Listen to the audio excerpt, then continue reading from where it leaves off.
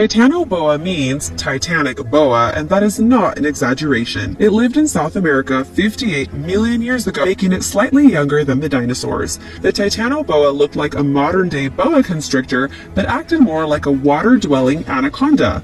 The thickest part of its body would have been as tall as a man's waist. It was also the largest snake ever to exist. It could swallow a crocodile whole. For the Titanoboa, we would probably have been a delicious snack on its way to a better meal. Number 9. Camarasaurus. Camarasaurus means chambered horn, which does not sound so bad even though it's not really clear what it is. The horn was actually a large shell inhabited by the largest cephalopod ever. Cephalopods include octopus, squid, and cuttlefish. These are all predators, but Camarasaurus was the top ocean predator during its time. It lived in the Middle Silurian period about 24.6 million years ago. Its shell, the chambered horn, was around 6 meters long. Tentacles grew from the base of the head, much like a cuttlefish, and it would have used those to seize its prey. Its hard, keratinous beak would have bitten into the bodies of its prey, capable of crunching straight through hard shells and armored exoskeletons. Within the beaks of modern cephalopods, a toothed tongue is used to rasp out soft tissue from within the prey's shell. Though it is not known for certain if Camarasaurus had this feature, scientists assume it did, so during its heyday, there wasn't a safe place to hide from this monster. Number 8. Caprosuchus. Discovered in 2009, this Cretaceous period reptile could have been 3 to 6 meters long. Its name means boar crocodile and comes from 3 sets of teeth that resemble boar's tusks. It has a bulky nose, which suggests a horn or a growth of some kind that could have been used as a battering ram. Its jaws have notches in the bone to allow this creature to close its mouth. Otherwise, its huge teeth would have forced it to keep its mouth open all the time. I'm not sure which image is more frightening. Number 7. Arthropleura. Arthropleura, whose name means jointed ribs, is not the kind of animal a bug hater would want to encounter.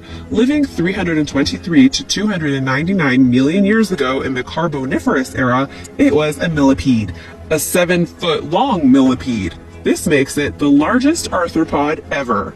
Because of its size, it left deep trackways that have since fossilized, which we can see today. Scientists have discovered it lived in eastern North America and modern-day Scotland. Luckily, it was an herbivore most of the time, but probably also ate insects and other invertebrates. So unless you're made of leafy green vegetables, Arthropleura posed no threat to you. Number 6. Pulmonoscorpius. Enter the Pulmonoscorpius, or the breathing scorpion. Like the Arthropleura, it lived in the giant rainforests of the Carboniferous era where everything was bigger and scarier. This scorpion transitioned from an aquatic to a land creature, taking up the burrowing lifestyle of its present-day descendants. Unlike its descendants, the Pulmonoscorpius could reach lengths of 70 centimeters. No one is sure what this creature ate exactly, but it isn't much of a stretch to think it dined on other insects and tetrapods. Fossils of the Pulmonoscorpius have only been found in Scotland. What the heck? Who knew that Scotland had so many scary bugs? Number 5. Argentavis magnificens.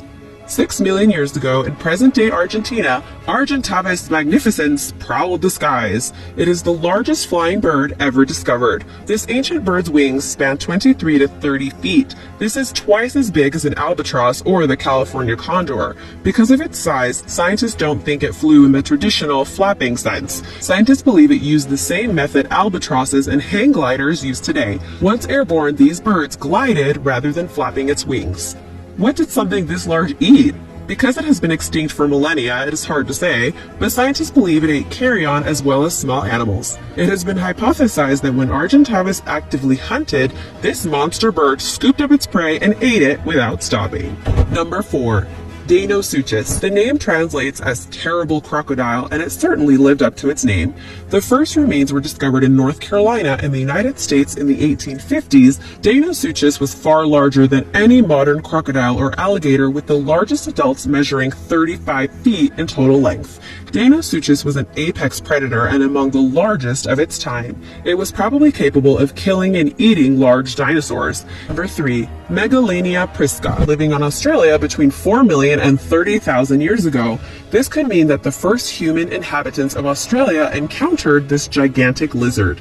No complete skeleton of Megalania has been found, only fragments. The first fragments were discovered in the 19th century by anatomist Richard Owen. He estimated that this giant lizard grew to be 20 feet long. It was nicknamed the Ripper because scientists believe it tore into its prey and ripped it apart. Megalania was most likely poisonous. What's more, many people think Megalania might still live in some unexplored part of Australia's bush, as if Australia wasn't already scary enough. Number 2. The Entelodon. Interestingly, this creature's name means perfect teeth. It existed 37 to 27 million years ago in the late Eocene to early Oligocene eras. So how big was it? About the size of a modern-day cow, which is about 9 feet long and taller than a man. Entelodons are widely regarded as omnivores that ate plants and scavenged dead animals, though it sometimes supplemented its diet with live prey. Its bite strength was phenomenal. Scientists discovered a pile of Oligocene camels that had been bitten in half. Somewhat confusingly, this animal has lent its name to a whole family of similar megafauna, the Entelodonts. The Entelodon belongs to this family. The reason why it gave its name to this megafauna is because the Entelodon was the first of its kind to be discovered. Number 1. The Megalodon. This enormous extinct shark species has become one of the most renowned prehistoric predators, perhaps second only to the T-Rex. The biggest species of shark to have ever existed, the Megalodon is generally thought to have looked similar to today's great white. The Megalodon was estimated to be 60 feet in length, weighing anywhere from 50 to 100 metric tons. Megalodons died off about 1.6 million years ago, though some people like to wonder if it still wanders the ocean. Whenever a previously thought extinct animal is found, like in the case of the megamouth shark, people can be forgiven for letting their imaginations get away from them. If it did die off when scientists believe it did, this means that it often ate animals that are still around today, like giant sea turtle, even whales. Its fossils have been found all around the world, suggesting it had a wide range.